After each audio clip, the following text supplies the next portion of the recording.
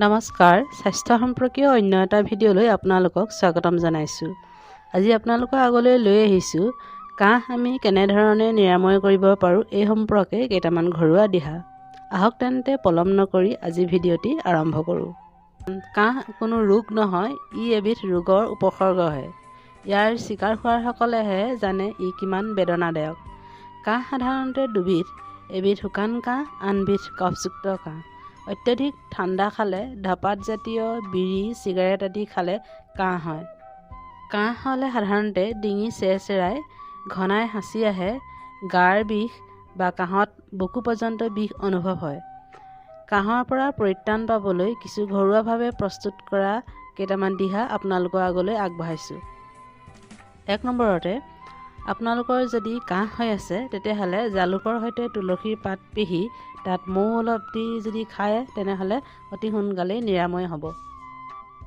দ্বিতীয়তে, শুকান কাহৰ কাৰণে আদা অলপ থেতেলিয়াই চোবাই খালে ডিঙিৰ সুৰণি নোহোৱা হোৱাৰ লগতে কাহ নিৰ্মূল হয়।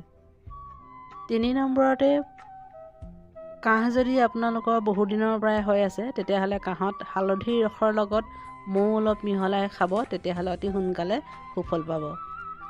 ৪ নম্বৰতে, কুঁহিয়াৰ ৰস খালেও শুকান কাহ ভাল হয়। ৫ নম্বৰতে হ'ল, ঘিউত গুড় মিহলি কৰি অলপ গৰম কৰি খালে কাহ ভাল হয়। ইয়াৰ উপৰিও ঘিউ আৰু নিমখ একেলগে মিহলি কৰি বুকুত মালিচ কৰিব লাগে।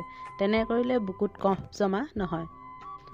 ৬ নম্বৰতে, গৰম পানীত কেঁচা হালধিৰ ৰস মিহলি কৰি তাত কম পৰিমাণৰ নিমখ দি আপোনালোকে খাব পাৰে। এনেধৰণে খালেও আপোনালোকে কাহৰ পৰা উপশম পাব। ৭ নম্বৰতে, বাৰে বাৰে যদি আপোনালোকৰ কাহ হৈ আছে তেতিয়াহ'লে মিচিৰি মুখত লৈ যদি থাকে তেতিয়াহ'লে আপোনালোকে সুফল পাব। ৮ নম্বৰতে হ'ল, সৰিয়হ তেলত নহৰু গৰম কৰি বুকু, ডিঙি, পিঠি আদিত মালিচ কৰিলেও কাহৰ পৰা হাত সাৰিব পাৰি। গতিকে এনেধৰণেও আপোনালোকে কৰিব পাৰে।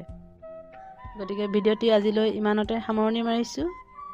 স্বাস্থ্য সম্পৰ্কীয় এনেধৰণৰ নতুন নতুন ভিডিঅ' পাবলৈ আপোনালোকে চেনেলটি ছাবস্ক্ৰাইব কৰিব আৰু যদিহে ফেচবুকত চাই আছে তেনেহ'লে পেজটি লাইক কৰিব, ফ'ল' কৰিব আৰু আপোনালোকৰ বন্ধুবৰ্গলৈ শ্বেয়াৰ কৰিব। ধন্যবাদ।